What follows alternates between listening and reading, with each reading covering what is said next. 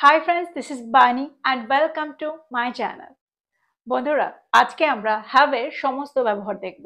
দেখো, ইংরেজিতে কথা বলার জন্য have এর সমস্ত ব্যবহারকে সঠিকভাবে সেন্টেন্সে ব্যবহার করতে জানাটা খুব ইম্পর্ট্যান্ট। আজকে আমরা দেখব have কে সেন্টেন্সে কতভাবে ব্যবহার করা যায়। আর তার সাথে সাথে আমরা এটাও দেখব সেন্টেন্সে have কে একটা মেন ভার্ব হিসেবে আবার হেল্পিং ভার্ব হিসেবে কি করে ব্যবহার করা যায়। তো তোমরা বুঝতে পারছো আজকের এই ভিডিওটার পরে তোমাদের হ্যাভ নিয়ে আর কোনো রকম কনফিউশন থাকবে না। তো আজকের ভিডিওটা কিন্তু খুবই ইম্পর্টেন্ট, খুবই ফ্রুটফুল। তোমরা কোথাও যাবে না, আমার সাথে ভিডিওটা একদম শেষ পর্যন্ত থাকবে।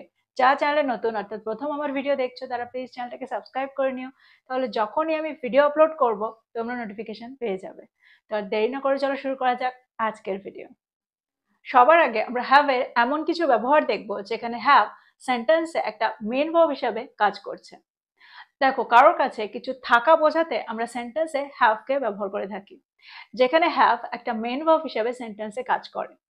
ফর এক্সাম্পল, তাদের একটা বড় বাড়ি আছে। They have a big house. They have a big house. দেখো, সেন্টেন্সে সাবজেক্টটা যখন থার্ড পার্সন সিঙ্গুলার নাম্বার হয় তখন আমরা হ্যাভ এর জায়গায় হ্যাজ এর ব্যবহার করি। ফর এক্সাম্পল, তার একটা পরিকল্পনা আছে। She has a plan. She has a plan. তার কাছে তোমার একটা উপহার আছে। He has a gift for you. He has a gift for you. আমার কাছে উত্তরটা আছে। I have the answer. I have the answer. তো তোমরা বুঝতে পারছো সেন্টেন্সে আমরা যখন কারো কাছে কোনো কিছু আছে বোঝাই তখন আমরা হ্যাভ এর ব্যবহার সেন্টেন্সে মেন ভার্ব হিসেবে করি। এবার আমরা দেখবো হ্যাভ কে কোনো কিছু খাওয়া বা পান করার অর্থে আমরা সেন্টেন্সে কি করে ব্যবহার করি।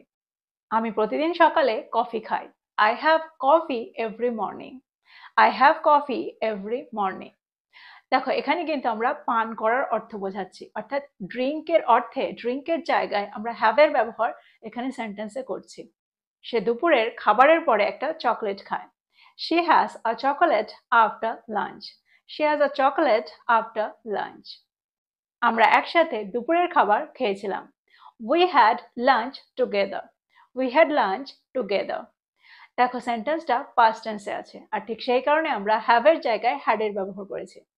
হ্যাড হলো হ্যাভ এর সেকেন্ড ফর্ম অর্থাৎ পাস্ট ফর্ম। সেন্টেন্সটা যখন পাস্ট টেন্সে থাকবে তখন আমরা হ্যাভ এর জায়গায় হ্যাড এর ব্যবহার সেন্টেন্সে করব। এবার আমরা দেখব হ্যাভ এর অন্য একটা ব্যবহার। দেখো, ব্যথা বা শরীর খারাপ বোঝাতেও আমরা হ্যাভ কে সেন্টেন্সে ব্যবহার করে থাকি। ফর এক্সাম্পল, আমার মাথা ব্যথা করছে। I have a headache. I have a headache. তার জ্বর হয়েছে। She has a fever. She has a fever. তার দাঁতে ব্যথা করছে। হি হ্যাজ আ টুথেক। হি হ্যাজ আ টুথেক। তার পেটে ব্যথা করছে। হি হ্যাজ আ স্টমাক এক। হি হ্যাজ আ স্টমাক এক। তো তোমরা বুঝতে পারছো সেন্টেন্সে ব্যথা বা শরীর খারাপ বোঝাতে আমরা হ্যাভ এর ব্যবহার সেন্টেন্সে করতে পারি। দেখো, কোনো কাজ করা বোঝাতে আমরা হ্যাভ এর ফোর্থ ফর্ম অর্থাৎ হ্যাভিং এর ব্যবহার সেন্টেন্সে করে থাকি। এক্সাম্পল দেখো, সে তার বসের সাথে কথোপকথন করছে, বা আমরা এটাও বলতে পারি সে তার বসের সাথে কথা বলছে। He is having a conversation with his boss. He is having a conversation with his boss. তো তোমরা এখানে দেখতে পাচ্ছ যে আমরা হ্যাভিং এর ব্যবহার সেন্টেন্সে করছি, অর্থাৎ হ্যাভ এর ফোর্থ ফর্মের ব্যবহার সেন্টেন্সে করছি। তার বুঝতে কষ্ট হচ্ছে। She is having a hard time understanding. She is having a hard time understanding. দেখো, হ্যাভিং আ হার্ড টাইম এটা হলো একটা ফ্রেজ। আমরা যখন বোঝাতে চাইবো যে কষ্ট হচ্ছে, কোনো কিছু বুঝতে কষ্ট হচ্ছে বা কোনো কিছু করতে কষ্ট হচ্ছে, তখন আমরা হ্যাভিং আ হার্ড টাইমের ব্যবহার সেন্টেন্সে করতে পারি। আমরা বাইরে একটা দারুণ দিন কাটাচ্ছি। We are having a great day out. We are having a great day out. তো আমার মনে হয় তোমরা হ্যাভ এর এই ব্যবহারটাও বুঝতে পেরেছো। এবার আমরা দেখবো হ্যাভ এর অন্য একটা ব্যবহার।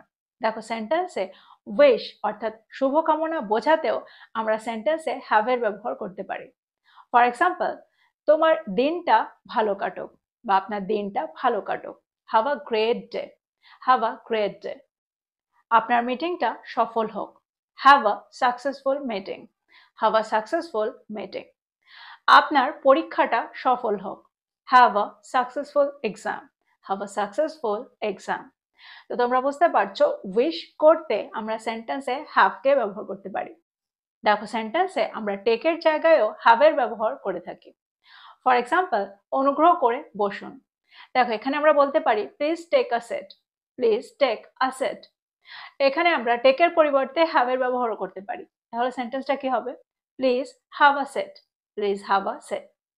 চলো একটা বিরতি নেওয়া যাক। Let's take a break, let's take a break. এখানে আমরা বলতে পারি let's have a break, let's have a break.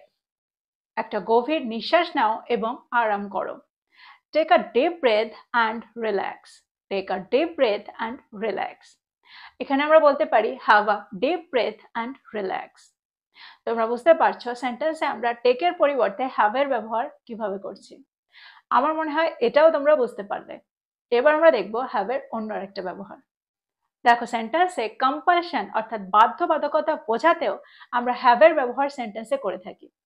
অর্থাৎ আমাকে এই কাজটা করতে হবে, তোমাকে সেখানে যেতে হবে, তাকে এই কাজটা এই সময়ের মধ্যে করতে হবে, এরকম অর্থে আমরা সেন্টেন্সে হ্যাভ এর ব্যবহার করে থাকি। এক্সাম্পল দেখো, রাতের খাবারের আগে আমাকে আমার বাড়ির কাজ শেষ করতে হবে। I have to complete my homework before dinner. I have to complete my homework before dinner. দেখো এখানে আমরা হ্যাভ এর সাথে সবসময় টু এর ব্যবহার সেন্টেন্সে করব যখন আমাদের বোঝাতে হবে যে এটা করতে হবে। তাদের আজ মিটিংটায় যোগদান করতে হবে। They have to attend the meeting today. They have to attend the meeting today. তো তোমরা বুঝতে পারছো কোনো কম্পালশন বোঝাতে অর্থাৎ বাধ্যবাধকতা বোঝাতে আমরা সেন্টেন্সে হ্যাভ এর ব্যবহার করতে পারি, আর তার সাথে আমরা টু এর ব্যবহার সবসময় করব। দেখো কোনো কাজ করতে হচ্ছে এরকম অর্থেও আমরা সেন্টেন্সে হ্যাভ এর ব্যবহার করে থাকি। এখানে আমরা হ্যাভ এর ফোর্থ ফর্ম অর্থাৎ হ্যাভিং এর ব্যবহার সেন্টেন্সে করব। অর্থাৎ সেন্টেন্সে আমরা হ্যাভিং টু এর ব্যবহার করব যখন আমাদের বলতে হবে যে কোনো কাজ করতে হচ্ছে, তাকে এই কাজটা করতে হচ্ছে, আমাকে আজ রাতের খাবারটা রান্না করতে হচ্ছে, এরকম অর্থে আমরা সেন্টেন্সে হ্যাভিং টু এর ব্যবহার করতে পারি। এক্সাম্পল দেখো, যদি আমি বলি আজ আমাকে রান্না করতে হচ্ছে, I'm having to cook today. I'm having to cook today. তাকে তার অভদ্র ব্যবহারটা সহ্য করতে হচ্ছে। She is having to put up with his rude behavior. She is having to put up with his rude behavior. দেখো put up withটা হলো একটা ফ্রেজাল ভার্ব যার অর্থ হলো সহ্য করা। আমার মনে হয় এই পর্যন্ত তোমরা খুব ভালো করে বুঝতে পারলে। এবার আমরা দেখব হ্যাভ এর এমন কিছু ব্যবহার যেখানে হ্যাভ একটা হেল্পিং ভার্ব হিসেবে কাজ করছে। দেখো প্রেজেন্ট পারফেক্ট টেন্সে হ্যাভ একটা হেল্পিং ভার্ব হিসেবে কাজ করে থাকে। ফর এক্সাম্পল, আমি কাজটা করেছি, I have done the work, I have done the work.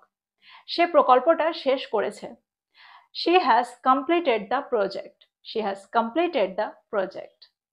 দেখো ফিউচার পারফেক্ট টেন্সেও আমরা হ্যাভ এর ব্যবহার করে থাকি, কিন্তু এখানে আমরা হ্যাভ এর পরে যে ভার্বের ব্যবহারটা করি সেটা হয় ভার্বের থার্ড ফর্ম অর্থাৎ V3, পাস্ট পার্টিসিপল ফর্ম।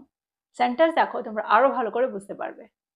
আমি কালকের মধ্যে কাজটা শেষ করে ফেলবো, I will have finished the work by tomorrow. দেখো এখানে আমরা হ্যাভ এর পরে যে ভার্বের ব্যবহার করেছি অর্থাৎ ফিনিশ, এটা হলো ভার্বের থার্ড ফর্ম ফিনিশড। তো সেন্টেন্সটা তোমরা বুঝতে পারছো, স্ট্রাকচারটা তোমরা বুঝতে পারছো। যখন আমরা ফিউচার পারফেক্ট টেন্সে হ্যাভ এর ব্যবহার করব তখন কিন্তু স্ট্রাকচারটা ঠিক এমন থাকবে। তুমি পৌঁছানোর আগেই তারা চলে যাবে। They will have left by the time you arrive. They will have left by the time you arrive. দেখো ভবিষ্যতে কোনো কাজ করতে হবে এরকমটা বোঝাতে আমরা সেন্টেন্সে উইল হ্যাভ টু এর ব্যবহার করে থাকি। অর্থাৎ উইল হ্যাভ আর তার সাথে আমরা টু এর ব্যবহার সেন্টেন্সে করব। এই কাজটা আমার করতে হবে। এক্সাম্পল দেখো, আমাকে আজ রাতে পড়াশোনা করতে হবে, I will have to study tonight. I will have to study tonight. তাদের সকালে তাড়াতাড়ি বেরোতে হবে, They will have to leave early in the morning. They will have to leave early in the morning. তোমাকে তোমার পালার জন্য অপেক্ষা করতে হবে, You will have to wait for your turn. You will have to wait for your turn. তো তোমরা বুঝতে পারছো ফিউচারে কোনো কিছু করতে হবে এরকম অর্থে আমরা সেন্টেন্সে উইল হ্যাভ টু এর ব্যবহার করতে পারি। তো এই ছিল মোটামুটি হ্যাভ এর ব্যবহার। আমার মনে হয় প্রত্যেকটা ব্যবহার তোমরা খুব ভালো করে বুঝতে পারলে। কোনো ব্যবহার বুঝতে অসুবিধা থাকলে ভিডিওটা আর একবার দেখো, প্রত্যেকটা ব্যবহারকে নোট ডাউন করো, প্রত্যেকটা ব্যবহার দিয়ে নতুন নতুন সেন্টেন্স তৈরি করো আর সেগুলোকে ব্যবহার করো। আমার মনে হয় তোমরা খুব তাড়াতাড়ি হ্যাভ এর সাথে সরগর হয়ে যাবে।